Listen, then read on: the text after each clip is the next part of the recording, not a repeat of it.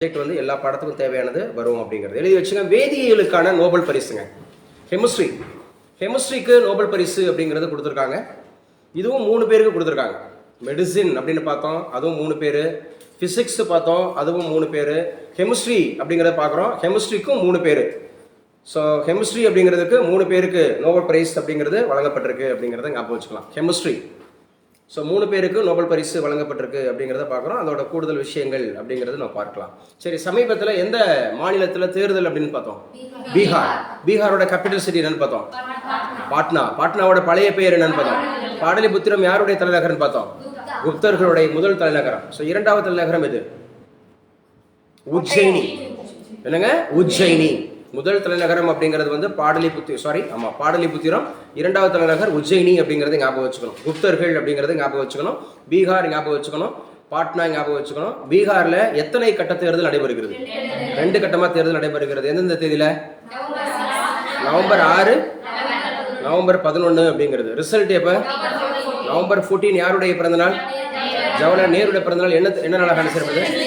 National children's day அப்படிங்கிற மாதிரி சொல்கிறோம். ஸோ நிதிஷ்குமார் அப்படிங்கிற ஒரு ஐக்கிய ஜனதாதள் கட்சி அப்படிங்கிறதும் ப்ளஸ் வந்து தேஜஸ்வி யாதவ் அவர் தான் வந்து பார்த்தீங்கன்னா ஆர்ஜேடின்னு சொல்லுவாங்க, ராஷ்ட்ரிய ஜனதாதள். இங்கே எப்படி டிஎம்கே ஏடிஎம்கே மாதிரி பீகாரை பொறுத்தவரை ஸோ தேஜஸ்வி யாதவ் அப்படிங்கிறவர் எதிர்கட்சி தலைவராக இருக்கிறாரு.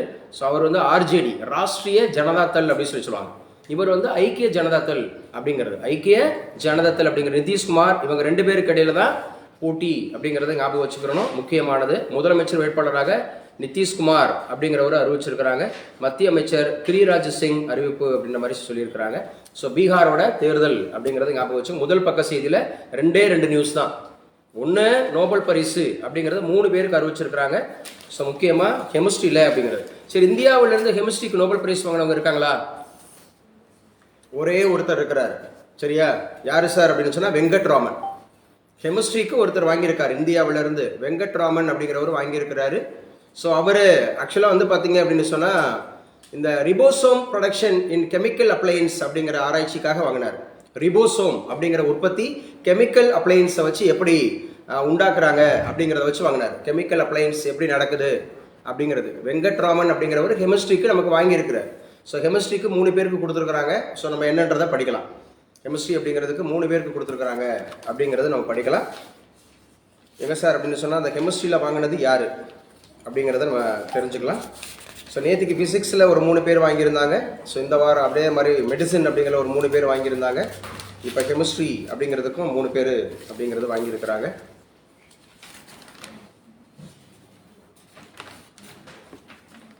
எழுதிக்கங்க. அவங்க யார் சார்? ஒருத்தர் ரிச்சர்டு ராப்சன். ஒருத்தர் வந்து அவர் பேர் வந்து ரிச்சர்டு ராப்சன் அப்படிங்கிறவரை ஞாபகம் வச்சுக்கணும். Richard Raphson. கெமிஸ்ட்ரிக்கு 3 பேருக்கு நோபல் பரிசு அப்படிங்கிறது அளிக்கப்பட உள்ளது. அதில் ஒருத்தர் வந்து ரிச்சர்டு ராப்சன் அப்படிங்கிறவரை ஞாபகம் வச்சுக்கணும். இன்னொருத்தர் சரியா ககமு கிடாகாவா. இப்படி வந்துச்சுனாவே அவங்க எந்த ஊர்காரங்களா தான் இருப்பாங்க? ஜப்பான். ஸோ ரிச்சர்டு ராப்சன் ஒருத்தர், அதுக்கப்புறம் ககமு கிடாகவா அப்படிங்கிறவர். அடுத்து ஓமர் எக்கி. இவங்களுடைய போர்ட்ரேட்டோட உங்களுக்கு நான் கரெக்டாக பேச அனுப்பிச்சு தரேன், பிக்சரோட உங்களுக்கு அனுப்பிச்சு தரேன். உங்கள் பேரை மட்டும் எழுதி வச்சுங்க. Richard Raphson. ஸோ ககமு கிடாகவா, அதுக்கப்புறம் ஓமர் எக்கி அப்படிங்கிறவர். ஸோ இவர் 3 பேருக்கு வழங்கியிருக்கிறாங்க அப்படிங்கிறத ஞாபகம் வச்சுங்க. ஸோ எங்கே வச்சு சார்ஜ் கொடுப்பாங்க? ஸ்வீடனில் ஸ்டாக்ஹோம் அப்படிங்கிற பிளேஸில் தான் கொடுப்பாங்க. ஸோ உலோக கரிம கட்டமைப்பு உருவாக்கத்திற்காக கடந்த 1989ஆம் ஆண்டில் இருந்து மேற்கொள்ளப்பட்டு வரும் பணிகளை அங்கீகரிக்கும் வகையில் இந்த 3 பேருக்கும் கொடுத்துருக்குறாங்க அப்படிங்கிறத ஞாபகம் வச்சுங்க. இதில் யார் சார் அப்படின்னு கேட்டால் ரிச்சர்டு ராப்சன் அப்படிங்கிறவர் பிரிட்டனுங்க. ரிச்சர்டு அந்த மாதிரி இருக்கக்கூடிய ராப்சன் அப்படிங்கிறவர் பிரிட்டன். வயது பாருங்க 88 வயசுல அச்சீவ் பண்ணிட்டு இருக்காரு. நோபல் பரிசு வாங்குறாரு 88. ஸோ ரிச்சர்டு ராப்சன் அப்படிங்கிறது 88. ஜப்பான் அப்படிங்கிற நாட்டை சார்ந்த யாரு சார் அப்படின்னா கிடாகவா. அவர் வயது 74. அதுக்கப்புறம் அமெரிக்கா யாரு சார்னா ஒமர் எக்கி அப்படிங்கிறது அமெரிக்கா. ஸோ பிரிட்டனுக்கு அப்புறம் ஜப்பான், ஜப்பானுக்கு அப்புறம் அமெரிக்கா அப்படிங்கிற 3 பேருக்கு நோபல் பரிசு வழங்கப்பட்டிருக்கிறது அப்படிங்கிறது ஞாபகம் வச்சு. அமெரிக்காவுக்கு ஏஜ் எனக்கு தெரியாது. இவருக்கு என்ன ஏஜ் அப்படின்னு சொன்னால், இவர் வந்து இருங்க ஒரு நிமிஷம், அவரோட ஏஜ் நான் அதை பார்த்துட்றேன். ஸோ கிடாகவா 74, அமெரிக்காவினுடைய கலிஃபோர்னியா பல்கலைக்கழக பேராசிரியரான ஜோர்டான் அப்படிங்கிறவர் யகி, அவருக்கு மட்டும் வயசு போடலை, பேப்பர்காரங்களுக்கும் தெரியலை போல, சரியா? ஸோ அவருக்கு மட்டும் ஏஜ் போடலை. ஸோ தெரிஞ்சுக்கலாம். ஸோ வேதியியலுக்கான நோபல் பரிசு 3 பேருக்கு அப்படிங்கிறத சொல்லியிருக்கிறாங்க. ஸோ நல்லா ஞாபகம் வச்சுங்க. நோபல் பரிசு எத்தனை துறைகளில் வழங்கப்படுது? 6ங்க. நோபல் பரிசு எத்தனை துறைகளுக்கு வழங்கப்படுகிறது அப்படின்னு கேட்டால் 6 துறைகளுக்கு வழங்கப்படுகிறது. முதல்ல எப்போ கொடுக்க ஆரம்பிச்சாங்கன்னா 1901 தான் முதல்ல கொடுக்க ஆரம்பிச்சாங்க. ஸோ ஃபர்ஸ்ட் அப்படிங்கிறது நம்ம இந்தியாவுக்கு யார் சார் வாங்கி கொடுத்தா? இந்தியாவுக்கு மாத்திரம் இல்லை, ஏஷியாவுக்கே வாங்கி கொடுத்தவர் ரவீந்திரநாத் தாகூர் 1913 கீதாஞ்சலிங்கிற நாவலுக்கு வாங்கி கொடுத்தாரு. கீதாஞ்சலி அப்படிங்கிறதுக்காக ஒரு மார்னிங் சாங்ஸ் அப்படின்னு சொல்லுவோம், ஸ்பிரிச்சுவல் சாங்ஸ் அப்படிங்கிறது சொல்லுவோம், அதுக்கு தான் வாங்கி கொடுத்தாரு அப்படிங்கிறத ஞாபகம் வச்சுக்கிறோம். He is also very important. Current affairs எவ்வளவு முக்கியம் அப்படிங்கிறது போட்டித் தேர்வை சந்திச்ச ஒவ்வொருத்தருக்கும் தெரியும். ப்ரிலிம்ஸுக்கு முக்கியம், மெயின்ஸுக்கு முக்கியம், இன்டர்வியூக்கு முக்கியம். இது நாட் ஓன்லி கரண்ட் அஃபேர்ஸ், சரியா? இதில் எல்லா ஜிகே ஓரியன்டும் இருக்கும் அப்படிங்கிறத ஞாபகம் வச்சுங்க. யாருங்க கெமிஸ்ட்ரியோட ஃபாதரு? Isaac Newton. டார்வினுக்கும் கெமிஸ்ட்ரிக்கும் சம்மந்தமே இல்லை. டார்வினுக்கும் கெமிஸ்ட்ரிக்கும் சம்மந்தமே கிடையாது. கெமிஸ்ட்ரியோட ஃபாதர் அப்படின்னு சொன்னாவே ராபர்ட் பாயில் அப்படின்னு எடுத்துக்கணும். ராபர்ட் பாயில், இன்னொருத்தர் லவாய்சியர். ராபர்ட் பாயில் அவரை எடுத்துக்கணும், இன்னொருத்தர் லவாய்சியர் அப்படிங்கிறத எடுத்துக்கணும். கெமிஸ்ட்ரியோட ஃபாதர். அப்போ நம்ம இந்தியாவுக்கு ஒரே ஒருத்தர் வந்து பார்த்தீங்கன்னா கெமிஸ்ட்ரிக்கு நோபல் பிரைஸ் வாங்கி கொடுத்துருக்காருன்னு சொன்னேன். யார் அவர்? வெங்கட்ராமன். பேசுங்க, வெங்கட்ராமன். ஸோ நேத்திக்கு சொல்லும்போது பிசிக்ஸுக்கு 2 பேர் வாங்கி கொடுத்துருக்காங்கன்னு சொன்னோம். Sir C V. Raman and Chandrasekhar. Sir C V. Raman and Chandrasekhar அப்படிங்கிறது. பீஸுக்கு 2 பேர் வாங்கி கொடுத்துருக்காங்க. பீஸுக்கு மதர் தெரசா ஒருத்தங்க யாரு? Mother Teresa. இன்னொருத்தங்க யாரு? Kailash Satyarthi. Mother Teresa and Kailash Satyarthi. So 2 பேர் வாங்கி கொடுத்துருக்காங்க. Mother Teresa and Kailash Satyarthi அப்படிங்கிறவங்க 2 பேர் வாங்கி கொடுத்துருக்காங்க அப்படிங்கிறத ஞாபகம் வச்சுக்கணும்.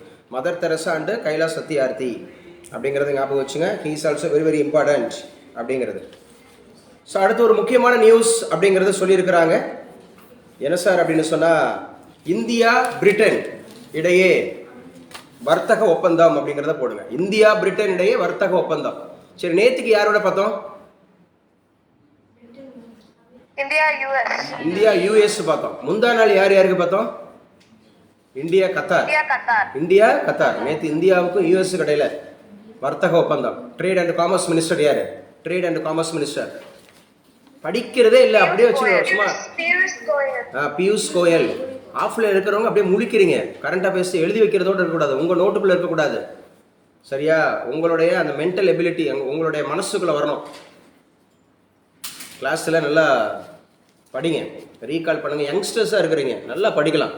யங்ஸ்டர்ஸாக இருக்கிறவங்க நல்லா படிக்கலாம், ரீகால் பண்ணலாம். போய் வீட்டில் ஒரு இடம் பார்க்கணும், நடத்தி வச்சுதான் வீட்டில் போய் பார்க்கணும். நம்ம ரூல் சொன்னோம், சக்ஸஸ் ரூல் அப்படிங்கிறது. ஃபஸ்ட்டு ரீடு, அடுத்து ரிவைஸு, அடுத்து ரீகால். ரீட் பண்ணணும், ரிவைஸ் பண்ணணும், ரீகால் பண்ணணும்.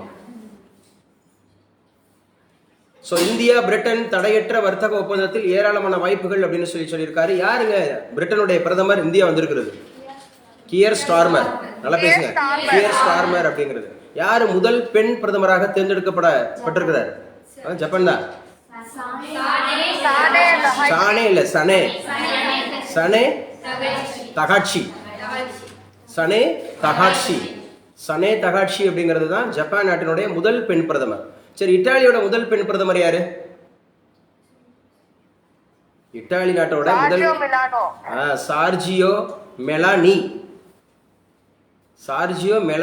அப்படிங்கிறவங்க தான் இத்தாலியோட முதல் பெண் பிரதமர். சரி, இத்தாலி அப்படிங்கிறது நாட்டினுடைய தலைநகர் எது? ரோம். 7 குன்றுகளின் நகரம் சொல்லுவாங்க. 7 குன்றுகளின் நகரம்னாவே ரோம். ரோம் அப்படிங்கிறதுல வாட்டிகன் சிட்டின்னு ஒரு நாடு இருக்கு. அதுதான் உலகிலேயே மிகச்சிறிய நாடு. The smallest nation in the world அப்படின்னாவே வாட்டிகன் சிட்டி அப்படிங்கிறது. தெருக்கள்ல சாலைகளில் இருக்கக்கூடிய சாதி பெயர்களை நவம்பர் 19க்குள்ள நீக்கணுமா? தெருக்கள்ல இருக்கக்கூடிய சாலைகளில் இருக்கக்கூடிய சாதி பெயர்களை நவம்பர் 19க்குள்ள நீக்கணுமா. ஒவ்வொரு கிராமங்கள்லையும் ஒவ்வொரு தெருக்கள்லையும் சாதி பெயர்ல தான் வந்து போட்டிருப்பாங்க. கோனார் தெரு, பறையர் தெரு, கள்ளர் தெரு அப்படிலாம் போட்டிருப்பாங்க. ஸோ அந்த மாதிரி பெயர்கள் எல்லாம் நீக்க சொல்லியிருக்காங்க. ஏற்கனவே கல்வி நிலையங்கள்ல நீக்க சொல்லி அது வந்து வந்தாச்சு. கல்வி நிலையங்கள்ல எல்லாமே நீக்காச்சு. எந்த பள்ளியிலையும் வந்து பாத்தீங்கன்னா அந்த மாதிரி சாதி பெயர் இடம்பெறக்கூடாது. அதுக்கப்புறம் தலைவர்கள் பெயர், இப்ப சுப்பிரமணிய ஐயர் அப்படின்னு சுப்பிரமணியன் தான் சொல்லணும். முத்துராமலிங்க தேவர் அப்படின்னு முத்துராமலிங்கம் தான் சொல்லணும்.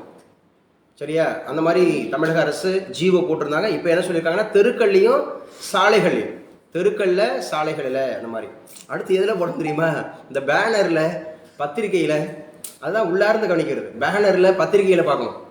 பேனர்ல அதே மாதிரி ஊர் திருவிழாக்கள் அப்படிங்கிறது விழாக்கள்ல போடுறாங்கல்ல, விழாக்கள் அப்படிங்கிறதுலாம் வந்து பார்த்தீங்கன்னா இதுதான் வந்து நிறைய ஜல்லிக்கட்டுல இந்த மாதிரி நிறைய விஷயங்கள் வரும். ஜாதி அந்த மாதிரி இருக்கிறது இங்க என்னன்னா, ஸோ அந்த மாதிரி இருக்கிறது நிறைய பிரச்சனை வருது. எந்த தேதிக்குள்ள நீக்கணுமா? தெளிவு விஷயம். நவம்பர் 19 ரொம்ப முக்கியமான ஒரு நாள்ப்பா. நவம்பர் 19 அப்படிங்கிறது தேசிய ஒருமைப்பாடு தினம், நேஷனல் இன்டகிரேஷன் டே. யாருடைய பிறந்த நாள் அப்படின்னு சொல்லி பார்த்தீங்கன்னா நம்முடைய இந்திரா காந்தி, நம்முடைய இந்தியாவினுடைய முதல் பெண் பிரதமர். இந்தியாவினுடைய முதல் பெண் பிரதமர் அவங்க தான் கடைசி பெண் பிரதமராகவும் இருக்கிறாங்க இப்போதைக்கு, முதலும் கடைசியுமாக. இதுவரைக்கும் ஒரு பெண் பிரதமர் வரல இந்தியா. ஆனால் இந்தியா தாய்நாடு, மதர் இந்தியா அப்படின்னு சொல்லுவோம். ஸோ இந்திரா பிரியதர்ஷினி அவங்க ஒரே ஒரு ஆள் மட்டும்தான் நமக்கு பிரதமராக இருந்திருக்கிறாங்க. ஸோ அவங்களுடைய பிறந்தநாள் அப்படிங்கிறது தான் தேசிய ஒருமைப்பாடு தினம், நேஷனல் இன்டகிரேஷன் டே. அன்னைக்கு இன்னொன்று இன்டர்நேஷனல் ஒன்று இருக்கு, வேர்ல்டு சானிட்டரி டே. சானிட்டரி கழிவறை தினம், இன்டர்நேஷனல் சானிட்டரி டே அப்படிங்கிற கழிவறை தினம் அப்படிங்கிறது இருக்கு அப்படிங்கிறத ஞாபகம் வச்சுங்க. ஸோ முக்கியமானது நம்ம அப்படியே பீகாரில் எலெக்ஷன் பார்த்தோம். நோபல் பரிசு 3 பேருக்கு கொடுக்கப்பட்டாச்சு அப்படின்னு சொல்லி பார்த்தோம். தெருக்களில் சாலைகளில் இருக்கக்கூடிய சாதி பெயர்களை நவம்பர் 19க்குள்ள நீக்கணும், நவம்பர் 19க்குள்ள நீக்கணும் அப்படின்னு சொல்லியிருக்கிறாங்க. ஸோ காசா அப்படிங்கிற இஸ்ரேல் காசா அப்படிங்கிறது கரெக்டாக எத்தனை வருஷம் முடிஞ்சிருக்கு? 2 வருஷம் முடிஞ்சிருக்கு. 2013 அக்டோபர் 7 நடந்துச்சு. 2023 அக்டோபர் 7 நடந்து முடிஞ்சிச்சு. எத்தனை வருஷம் முடிஞ்சிருக்கு? 2 வருஷம் முடிஞ்சிருக்கு அப்படிங்கிறத ஞாபகம் வச்சுக்கணும். Gaza and Israel, Gaza and Israel அப்படிங்கிறது, இஸ்ரேல் காசா கிடையாது, பாலஸ்தீன் தான். பாலஸ்தீன் அப்படிங்கிற நாட்டுக்கு அங்கே இருக்கக்கூடிய காசாங்கிற ஒரு நகரம். அதோடு கூட ரொம்ப முக்கியமாக வந்து பார்த்தீங்கன்னா இப்போ சின்ன சின்ன பிள்ளைங்கள்லாம் வந்து பார்த்தீங்கன்னா பசியோட பட்னியோட, ஸோ அப்படியே அனாதைகளாக வைக்கிறாங்க. சாப்பாடு அந்த மாதிரி இல்லை, வைக்கல. ஸோ உலக அளவில் நிறைய வன்முறைகள் அப்படிங்கிற மாதிரி சொல்லப்பட்டிருக்குது. காசா மீதான இஸ்ரேல் தாக்குதலை கண்டித்து பேரவையில் தீர்மானம் மு.க. ஸ்டாலின் கொண்டு வந்திருக்கிறாரு.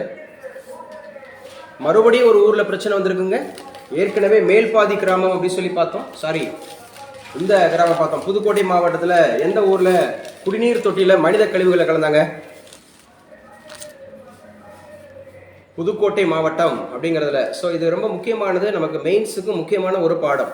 இப்போ எங்கே சார் கலந்துருக்கிறாங்க அப்படின்னா மறுபடியும் சோழவந்தான் எழுதி வச்சுங்க.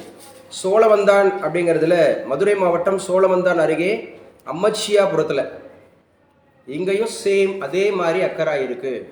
நேரம் புதுக்கோட்டையில் அது நடந்ததுக்கு நல்லா பயங்கரமான அந்த மாதிரி கடுமையான தண்டனைகள் இருந்துச்சுன்னா இது மாதிரி இருக்காது. மனித மிருகங்கள், ஸோ மனிதர்கள் குடிக்கக்கூடிய குடிநீரில் மனித கழிவுகளை கலக்குறாங்க. ஸோ எப்படிப்பட்ட இந்தியாவில் எப்படிப்பட்ட தேசத்தில் நம்ம வாழ்கிறோன்னு பாருங்கள்.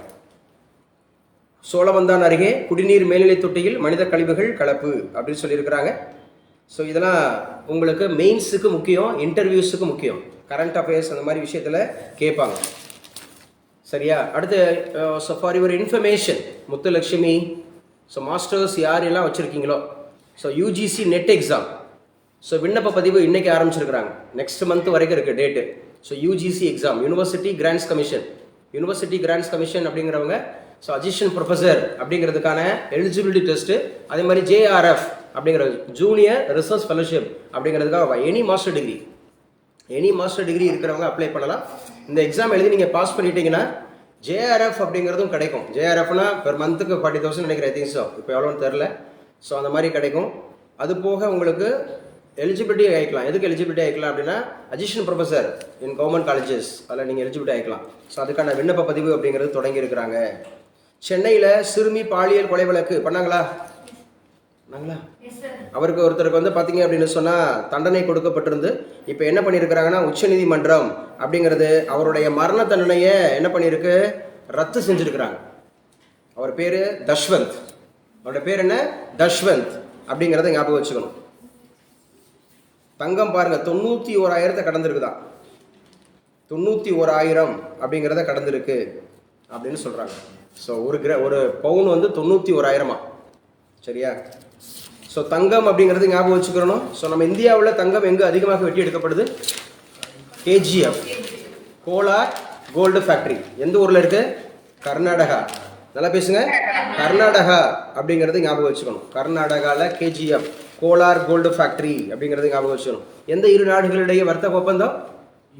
India and Britain. India and Britain. பிரிட்டனுடைய பிரதமர் யார் இந்தியா வந்திருக்கா? Gear Starmer. கியர் ஸ்டார்மர் அப்படிங்கிறது. அடுத்த பெண் பிரதமராக தேர்ந்தெடுக்கப்படுறவங்க யாரு? Sanae Sanae Takaichi. Sanae Takaichi அப்படிங்கிறது ஞாபகம் வச்சுக்கணும். மினிஸ்டர்ஸ்லாம் நம்ம நிறைய ஒவ்வொரு நாளும் மினிஸ்டர்ஸ் பார்த்துட்டே வரோம். மினிஸ்டர்ஸோட பேர்லாம் வந்து தனியாக எழுதிட்டே வரணும். மினிஸ்டர்ஸோட பேர் தனியாக எழுதிட்டே வரணும். படிக்க படிக்க ரீகால் பண்ணிட்டே இருக்கணும். படித்ததை ரீகால் பண்ணணும். தொடர்ந்து படிங்க. வெற்றி கிட்டுதோ கிட்டலையோ தொடர்ந்து நீங்கள் அப்டேட் பண்ணிட்டே இருக்கணும். அதான் சொன்னேன். கவனிமா. கிருத்திகாவா? கார்த்திகா. ஸோ என்ன அப்படின்னு சொல்லி பார்த்தீங்கன்னா நம்ம கிளாஸில் அதான் நான் சொன்னேன். ஒரு டிகிரி மினிமம் 3 வருஷம், அதிகபட்சம் 4 வருஷம், 5 வருஷம்லாம் படிக்கிறாங்க. அப்படிங்கிற போது ஒரு போட்டித் தேர்வுக்கு குறைஞ்சபட்சமாவது ஒரு 60 நாளாவது படிக்கணும். அட்லீஸ்ட் ஒரு 60 days இன்டென்சிவாக படிக்கணும். நல்லா நான் சொன்ன மாதிரி 18 மணி நேரம் ரூல் அப்ளை பண்ணி படிக்கணும். விடியக்கால 5, அப்புறம் லேட் ஈவினிங் 11. சரியா? லேட் ஈவினிங் 11, 5 மணிலேருந்து 11 மணி வரைக்கும் தொடர்ந்து படிச்சுக்கிட்டே இருக்கணும்.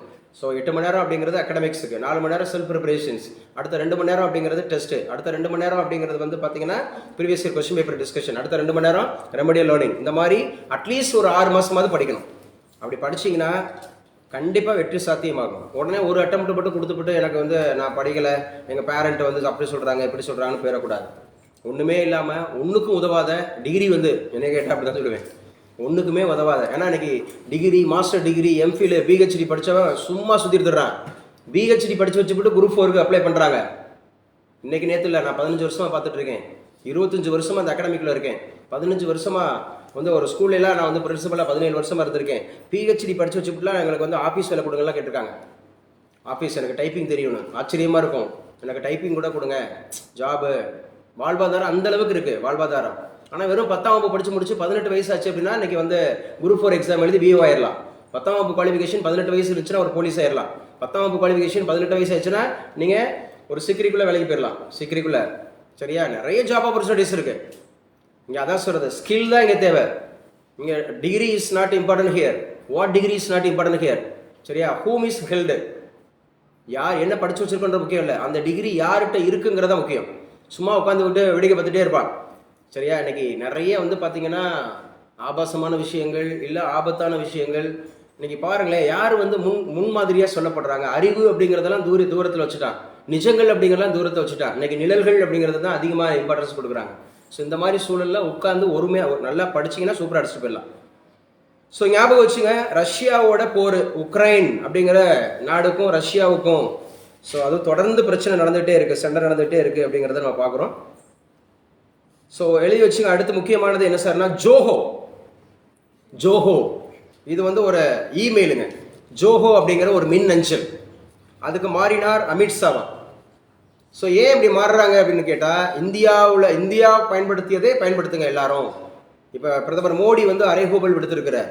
என்ன சார் அறைகூவல் விடுத்திருக்கிறாரு அப்படின்னு சொல்லி பார்த்தீங்கன்னா, இந்தியாவில் தயாரிக்கப்பட்ட பொருட்களையே வாங்குங்க. அதாவது சுயசார்பு பொருளாதாரம், செல்ஃப் ரிலையன்ஸ். அப்போ தான் நம்ம வந்து பார்த்தீங்கன்னா பிற நாடுகளை அப்படிங்கிற மாதிரி எப்படியாவது என்னதான் இருந்தாலும் பிற நாடுகளுடைய சார்பு இல்லாமல் எந்த நாடும் வாழ முடியாதுங்க. சரி, ஓகே, நீங்கள் நெல்லை வேணால் நம்ம ஊரில் கொண்டு வந்துடலாம், கோதுமையை கொண்டு வந்துடலாம், சில முக்கியமான பொருட்களை கொண்டு வந்துடலாம்னு வச்சுங்களேன். ஆயில், என்ன வளம் இல்லை இந்த திருநாட்டில், ஏன் கையை ஏந்த வேண்டும் அயல்நாட்டில். அப்போவே எம்ஜிஆர் பாடி வச்சார்.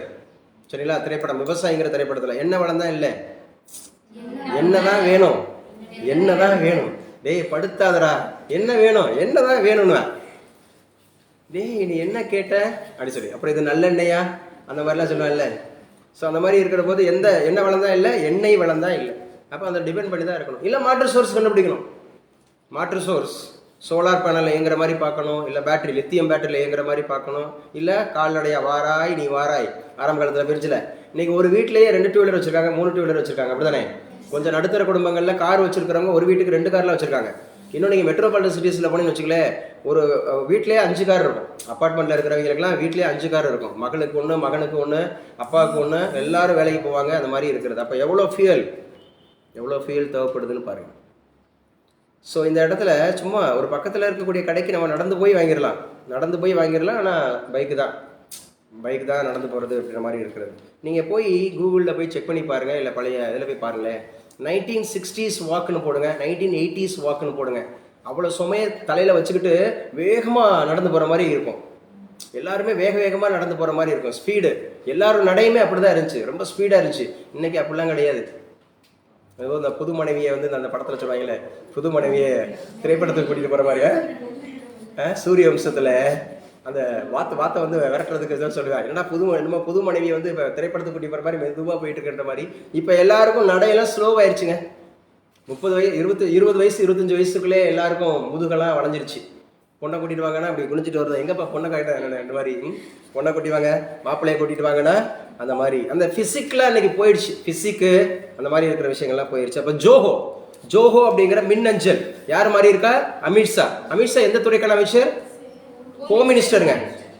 அமித்ஷா வந்து ஹோம் மினிஸ்டர். சுதேச பொருட்களை தான் வாங்கணும் அப்படிங்கிறதுக்காக ஜோஹோவுக்கு மாறியிருக்காரா? சுதேசிக்கு முன்னுரிமை அப்படிங்கிறது ஞாபகம் வச்சுங்க. குழந்தைகள் உயிரிழப்பு விவகாரம், தமிழக அரசு மீது மத்திய அமைச்சர் குற்றச்சாட்டு. குழந்தைகள் உயிரிழப்பு விவகாரம் அப்படிங்கிறது, குழந்தைகள் உயிரிழப்பு தமிழகத்தில் அதிகமாக இருக்குது அப்படின்ற மாதிரி அவர் வந்து சாடி இருக்கிறாரு. சபரிமலை விவகாரம் நேற்று பார்த்தோமா? சபரிமலை அப்படிங்கிறது வந்து பார்த்தீங்க அப்படின்னு சொன்னால் அது எந்த மாவட்டத்தில் இருக்குன்னு சொன்னேன்? பெத்தன திட்டா. சபரிமலை எந்த மாவட்டத்தில் இருக்கு? பெத்தன திட்டா. எந்த மாநிலத்தில் இருக்கு? கேரளா அப்படிங்கிறது. சபரிமலைக்கு சமீபத்தில் யாரு விசிட் வரப்போறா? Droupadi Murmu, president of India அப்படிங்கிறவங்க வர இருக்கிறாங்க. ஸோ உச்சநீதிமன்ற தலைமை நீதிபதி இப்போ யாரு? பிஆர் கவாய் எத்தனையாவது? 52வது. எதற்காக இப்போ நியூஸ்ல வந்தாரு? அவர் மீது ஷூ அப்படிங்கிறது வீசப்பட்டுருச்சு, செருப்பு அப்படிங்கிறது வீசப்பட்டுருச்சு அப்படிங்கிறதுக்காக. ஸோ ஒரு உச்சநீதிமன்ற தலைமை நீதிபதி உயர்ந்தபட்ச அதிகாரம் படைத்தவர், சரியா? ஒட்டுமொத்த ஸோ இந்தியாவும் பார்க்கக்கூடிய ஒரு விஷயத்தில் இருக்கிறவர். நல்லா ஞாபகம் வச்சுங்க. பாஜக ஆட்சியில் தலித்துகளுக்கு மரியாதை இல்லை அப்படின்னு சொல்லிட்டு மல்லிகா அர்ஜுனா கார்கே எங்க வந்து எதிர்கட்சி தலைவராக இருக்கார் தெரியுமா? ராஜ்யசபால. இந்த சபால ராஜ்யசபாவோட இப்ப தலைவர் யார் தெரியுமா? சிபி ராதாகிருஷ்ணன். யார் வைஸ் பிரசிடென்ட் ஆஃப் இந்தியா தான் என்னவா இருப்பாங்க? ராஜ்யசபாவோட சேர்மனா இருப்பாங்க அப்படிங்கறது ஞாபகம் வச்சுங்க. It is also very very important. So Sabalenka, Gauff இவங்கெல்லாம் எந்த விளையாட்டோட தொடர்புடையவங்க? சபலன்கா, கவுஃப் டென்னிஸுங்க. கவுஃபும் டென்னிஸ் தான். சபலங்கா, கவுஃப் இவங்கெல்லாம் டென்னிஸ் விளையாட்டில் ஜாம்பவான்கள் அப்படிங்கிறத ஞாபகம் வச்சுக்கணும். ஆபரேஷன் சிந்தூர் எந்த 2 நாடுகளிடையே? இந்தியா பாகிஸ்தான். ஆபரேஷன் சிந்தூர் இந்திய விமானப்படையினர் 93வது நிறுவன தினத்தை ஒட்டி எழுதிச்சுங்க. 93வது நிறுவன தினம், 93வது அக்டோபர் 8 அப்படிங்கிறது நேவி டே. அக்டோபர் 8ங்கிறது நேவி டே, ஞாபகம் வச்சுக்கணும். விமானப்படை தினம் அக்டோபர் 8ங்கிறது விமானப்படை. ஆர்மினா ஜனவரி 15. ஆர்மி அப்படிங்கிறது வந்து ஜனவரி 15. ஆர்மி அப்படிங்கிறத ஜனவரி 15. நேவல் கப்பற்படை அப்படின்னு சொல்லக்கூடியதுதான். விமானப்படைங்கிறது அக்டோபர் 8. அதுக்கப்புறம் டிசம்பர் 4 அப்படிங்கிறது என்ன சார் அப்படின்னு சொல்லி பார்த்தீங்கன்னா நமக்கு இது கடற்படை, நேவி அப்படிங்கிறத ஞாபகம் வச்சுக்கணும். Naval force. அப்போ மிக குறைந்த நாட்களில் வெற்றிகரமான ராணுவ நடவடிக்கைக்கு போர் விமானங்களின் சக்தியை திறம்பட பயன்படுத்த முடியும் அப்படின்னு சொல்லிட்டு ஆபரேஷன் சிந்தூர் அப்படின்னு சொல்லியிருக்கிறாங்க. ஸோ யாரு சார் விமானப்படை தலைமை தளபதி அப்படின்னா? ஏபி சிங் அப்படிங்கிறது ஞாபகம் வச்சுங்க. இவர் தான் ஏர் சீஃப் மார்ஷல் அப்படின்னு சொன்னாவே உயர்ந்தபட்ச பகுதி. இவங்க தான் தலைமை தளபதி. எதுல சார்? விமானப்படையில. ஏர் சீஃப் மார்ஷல் அப்படின்றவர் யாருன்னா ஏபி சிங் அப்படிங்கிறவரை ஞாபகம் வச்சுக்கணும். ஏபி சிங் அப்படிங்கிறத ஞாபகம் வச்சுங்க. வேகமாக எடுத்துக்கலாம். இஸ்ரேல் ஹமாஸ் அப்படிங்கிற ஒரு பேச்சு இணைந்தது அமெரிக்கா. இஸ்ரேலுக்கும் ஹமாஸுக்கும் பேச்சுவார்த்தை நடக்குது. ஸோ அதில் இணைந்தது அமெரிக்கா அப்படின்னு சொல்லியிருக்கிறாங்க. ஸோ வங்கதேசம் ஹசீனாவுக்கு எதிராக புதிய கைது உத்தரவு. ஸோ எல்லாருக்கும் தெரியும். ஸோ வங்காளத்தினுடைய முன்னாள் பிரதமர் அப்படின்னு சொல்ல ஷேக் ஹசீனா, வங்காளத்தினுடைய முன்னாள் பிரதமர் ஷேக் ஹசீனா அப்படிங்கிறத ஞாபகம் வச்சுக்கோங்க. ஷேக் ஹசீனா அவங்க வந்து இப்போது தலைமறைவாக இருக்கிறாங்க. ஸோ ஆல்ரெடி வந்து பார்த்தீங்க அப்படின்னு சொன்னால் அந்த நாட்டில் மீண்டும் ஒரு புதிய ஆட்சி உருவாகியிருக்கு. பத்ம விபூஷன், பாரத் ரத்னா. ஸோ ரத்தன் டாட்டாவோட நினைவு நாள் அப்படிங்கிறது வந்து இன்னைக்கா, ரத்தன் டாட்டா. ஸோ சரியாக அவர் இறந்து 1 வருஷம் ஆகுது. ரத்தன் டாட்டா அவங்க எல்லாருக்கும் தெரியும்.